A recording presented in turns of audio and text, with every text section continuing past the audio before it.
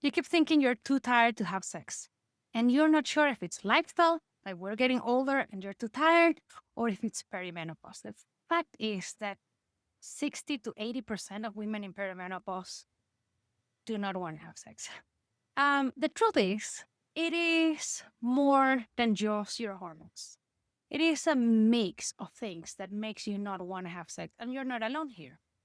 It is hormonal, it is your chemistry, it is your inflammation levels, it is your nutrition, it is your blood flow, it is your minerals and electrolytes deficiencies. It is a lot together. And then we need to understand what's the difference between arousal and libido, because you may be trying to fix the wrong thing. You see, if you think the problem is arousal and you really don't understand, you may be trying to fix the physical thing of vasodilation and all those other things, and maybe it's not there. Maybe it's just here. It is just your desire to have sex. And when I say here, I don't mean that it's psychological. All I mean is the desire, not necessarily the physical thing that allows you to orgasm. It's two different things. One thing is desiring it, like thinking about, oh, I'm going to have sex. And the other thing is being able to hit climax. So I want to explain all this to you so you can be able to identify where your problem is, or if it's both things, and how you can tackle each of the things that are lowering your libido and how you can improve it so you can go have fun.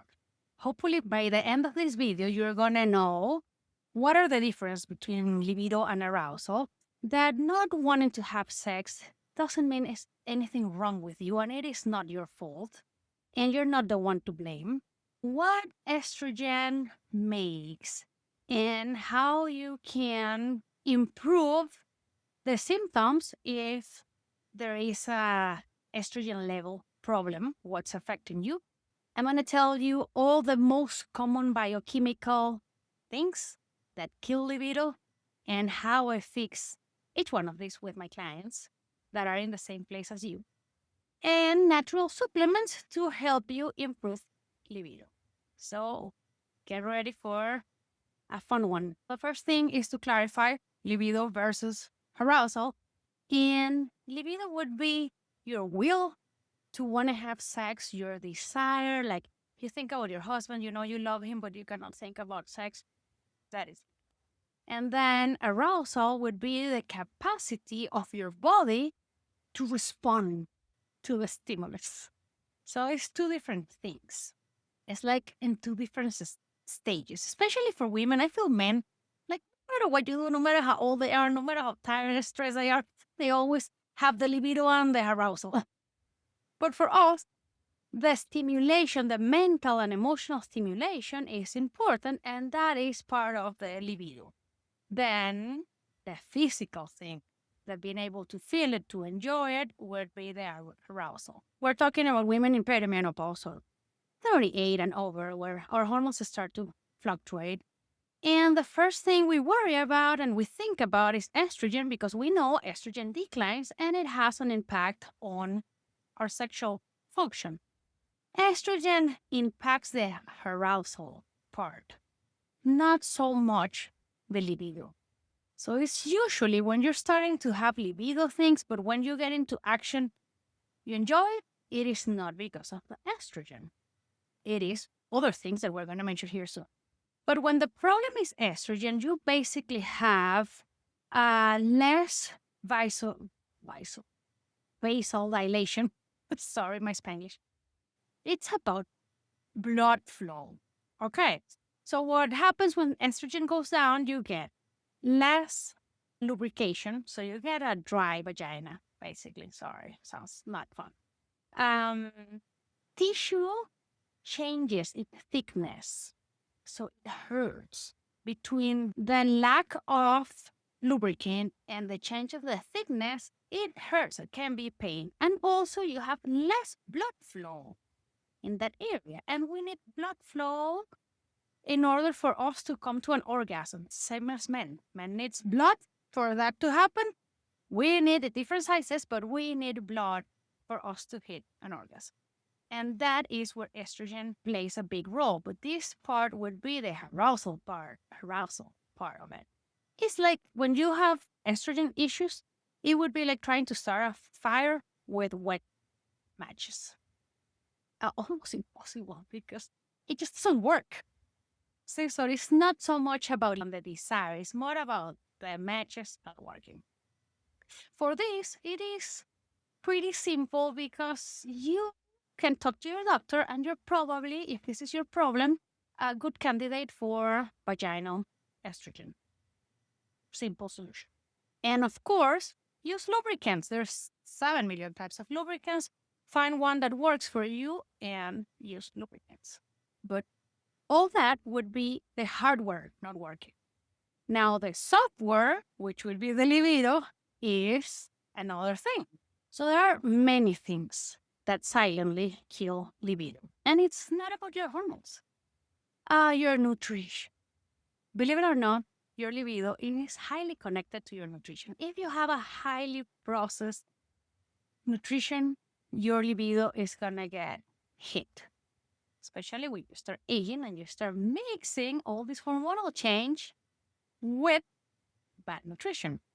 Like highly processed food, high sugar intake is linked with a decreased libido. Mostly because they have an impact, they increase inflammation, and inflammation is a libido killer.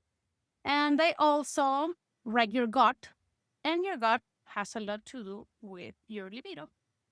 And they increase this type of diets, candida overgrowth, and not only your microbiome has a lot to do with the way you process all your hormones, but let's be honest, who wants to have sex if you're all bloated and feeling bad? No one. So this would be the first thing to work on, your nutrition, eliminating highly processed diets, reducing sugars, and if you feel that you have candida overgrowth, well, do a treatment for candida. Sleep. We always talk about sleep. I always say sleep is the magic bullet for everything. If you are not sleeping well, you're not only going to gain weight, but what we're talking about today is libido. If you're not sleeping well, you're not going to have the right amounts of serotonin and dopamine, which are the neurotransmitters. My English is not great today. That you need for your desire, for your libido. So sleep is a big one. If you're one of those girls that are sleeping 4 hours a night, your libido is going to be decreased. The other big one, cortisol. It seems like we talk about the same things for everything. It's the same things that you need to fix for weight loss, same things that you need to fix for energy. Wonder what? Same things that you need to fix for libido in perimenopause. Cortisol. If you have cortisol dysregulation, if your cortisol is high all the time, or if it's flattened, your body's gonna be, hey, you know what? I'm in survival mode. I couldn't care less about sex. That is not in my picture. Let's just survive. You're not going to have the energy. You're not going to have the mood. You're going to be in a bad mood all the time. Who has sex when it's all stress and about to explode? No one. The other very important is to replenish the deficiencies that you may have in your minerals and electrolytes. Again, same things that we talk about all the time for other things. I always do the hair mineral test for my clients because it shows such a good picture of how your body's working. If you have deficiencies in basic minerals, your libido is going to be affected. Like if your zinc is low, oh my God, forget about wanting to have sex. Same with magnesium. Your vitamins, vitamin D, which is highly related to energy and mood, has a lot to do with your libido because if you don't have energy and you're in a bad mood, you're not going to have libido. See, so everything kind of like connects. It's like a puzzle and all the pieces get together. And there are same pieces that need to get together for weight loss. So in general, for life, for health, these are all the things you need to fix. Vitamin B, very important for energy in general, and it has a lot to do with libido. So that desire to have sex. The other thing that helps, that is fantastic for improving libido, is exercise because you release dopamine. And dopamine is the happy desire, excitement neurotransmitter that helps you have that desire. So, um, going for exercise every day is gonna improve your libido. And now people ask cardio or lifting. This is a good one because cardio, if you overdo it, can have the opposite effect. It can decrease your libido if you're overdoing cardio. Now, lifting is the one for improving your sexual desire, especially in women 40 and over. Because lifting, it is not so high intensity, so it doesn't let you so depleted.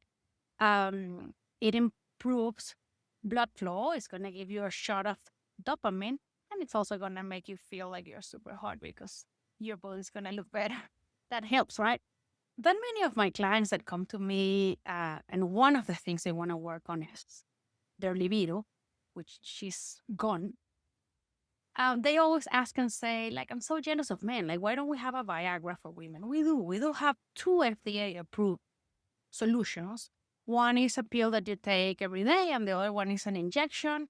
But well, first they need to be prescribed by a doctor. But I highly encourage to try all these things first because most women don't need to go to a prescription medication for their libido and sex life. If you fix your progesterone and estrogen ratio, if you put your cortisol curve in the right place, if you reduce inflammation, which is very high in this society, and if you do some exercise to get some dopamine, if you fix your mineral deficiencies, your libido is going to improve. And on top of that, there are supplements. There are not prescription medications. There are just natural supplements that you can take to help you improve your libido. And I'm going to give you here a list of them. I'm only going to mention them in no specific order, but I want to be very clear and have a disclaimer of big caveat here that you need to find good guidance to select these supplements because they may not all be good for you. If you have anxiety, many of them are not going to work. If you have a history of estrogen related cancers, it's like there are many things that you need to check before taking supplements, even if they're natural. They can still have some interactions with your genes and your history and your stuff going on. So please don't take this as a this is the recipe. You need to do your due diligence and find ideally someone that can coach you through this, but they can really help. The most common ones that can help that I use with my clients in different orders and different type of protocol, again, depending on what are the needs of the person, are NALT, NALT, rhodiola, P5P, magnesium, mucuna, L-theanine, SAMe. I have my notes here. What else? Tyrosine. Those are the most common supplements that can really help give you a boost for this desire. But what's going to help you the most is fix all those things that I mentioned before. I already mentioned this one, but again, to me, this is the magic bullet for most things, and it's sleep. No sleep, no libido. Poor sleep disrupts REM cycles, and that reduces dopamine and increases cortisol. Cortisol increases inflammation. Inflammation shuts down libido, reduce dopamine, less libido, because dopamine is kind of like the precursor for libido. It also puts you in a bad mood. Independently, if your hormones are in a good place or not, if you're in a bad mood, you don't want to have sex. You're not thinking about that. So that's it. Um, let's wrap it up. Fix vaginal dryness. Use lubricants. You can ask for estrogen, vaginal estrogen to your doctor if you need it. Reduce inflammation through food. Omega-3s. Omega-3s are the best supplement to reduce inflammation. You can also use theracumin for this. Support neurotransmitters like dopamine with minerals, amino acids, and these supplements that I just mentioned, they're all supporters of dopamine. Strength training, do cardio, but don't overdo it. heal your gut. If you think you have microbiome issues or candida overgrowth, you need to heal that. Sleep, sleep 7, 8, 9 hours. Sleep, sleep, sleep, sleep. And then maybe layer it with the supplements that I mentioned before. And the one that I'm forgetting here is to fix the progesterone to estrogen ratio, which would be the first thing to tackle.